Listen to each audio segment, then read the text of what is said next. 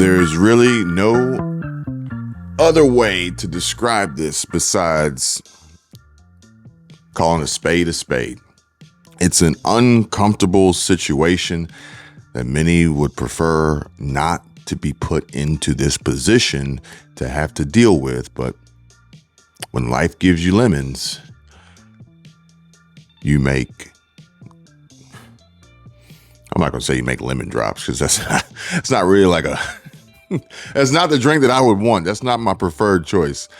I'm not going to say lemon flavored bourbon, because that would be terrible. I don't know why Crown Royal and some of these other companies continue to infuse new flavors into, if it ain't broke, don't fix it. Okay. That's just my motto. That's my opinion. That's my thought. Okay. Call me old fashioned. Actually, that would be a preferred cocktail, but, I'm somewhat nostalgic. Okay. And, regardless, either way, I wanted to share with you guys confirmations of things that have been happening, things that I have been talking to you guys about for a while now.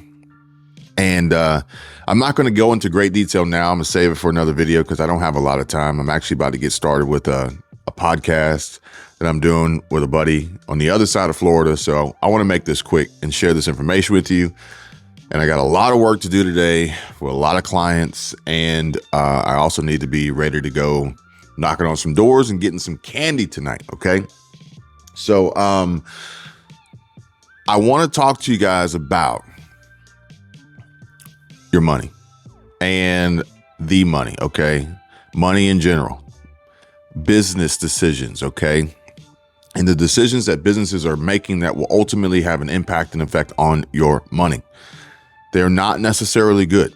Okay. But they are happening, and we are better off understanding and knowing and being prepared and ready for them than being blindsided and not having a plan of action at all. And in essence, I want to talk about DINK, okay? Dual income, no kids. This is, in my opinion, a push towards population control, and they're doing it through finances. Everything that they're doing is through money. And I've told you guys this before, when there was a huge concern and worry about food shortages and empty shelves and food insecurity and going hungry and poverty, it wasn't going to be because we couldn't produce it. It was because they were going to make it too expensive. And today, when you have to spend $18 to get a Big Mac, it should be abundantly clear and apparent that they have executed on that. Whereas fast food used to be cheaper than healthier food, and now $18 for a Big Mac meal from McDonald's, you got to be kidding me. And this increase, 400% increase, odds are your income hasn't increased anywhere near that amount in the same period of time. They are executing on their plan and their strategy, and that's because they had one. And this dual income, no kids lifestyle is going to become more and more popular, more and more desired, more and more of a necessity, because you're going to need the dual income without any kids to survive as you would have previously on your own. And don't get me started on the housing market, prices and real estate costs and mortgage interest rates. It's going to be a dual income, no kids scenario. And odds are more than likely in a rental situation, in a rental living situation, whether it be a house or a townhouse or a condo or an apartment. Unless you go the digital nomad route and move to Bali or something like that. But or if you're a traveling nomad, part of the nomadic movement, nomadic introvert, so to speak, and you want to live in a van or a camper or in your car or something like that, then that would be cost effective. Tiny houses are definitely gaining more traction and more steam right now, but it's crazy that people are going to be spending upwards of $100,000 or more on a tiny house just to have a home, albeit under 400 square feet, under 350 square feet. I don't know what the classification of a tiny house is exactly, but that's going to be more of a dream. The American dream is going to be life, liberty, the pursuit of happiness, married, 2.5 kids, a dog, a white picket fence around your tiny house. Can you believe that? Crazy when you think about it, but it's the truth. It's happening right now before our very eyes. And it's an uncomfortable situation. Not only just that, but something I need to share with you that just happened yesterday. And also understanding the direction that the market and the economy is going. There's a lot of misdirection going on here right now. And one of the biggest issues that we discuss often is immigration and border security. What is this? What does it really mean? What does it say when our most vulnerable entry point at our southern border is allowing more and more people in, more and more dangerous people in, more and more drugs in, more and more criminals and crime in each and every day? And we're doing nothing about it to stop it.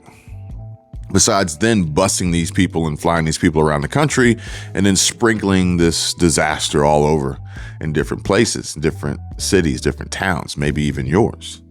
And now we have the Venezuelan crime mob and mafia coming in through the same border. We have the same usual suspects coming in, but we also have another group of people coming in. And this is not me trying to single anybody out or anything like that. It's just me sharing with you the facts of what's happening, what's going on, so that we can be better prepared. And there's an influx of Indian immigrants, migrants coming through this southern border. Well, basically what it's boiled down to is that the entire world knows our biggest weakness, and they're all exploiting it. But when you have a huge percentage of Indian population coming through, it's like, this is a bigger problem. It's not an ethnicity problem or anything like that. It's just, hey guys, if everybody else knows, that means you have to know. Why are we not doing anything about this? And interestingly enough, I was having a conversation yesterday with my wife, Michelle, Squirrel Tribe, and we were talking about Google and Alphabet and YouTube for obvious reasons. And she was like, interesting. The CEO of YouTube, Neil Mohan, Indian.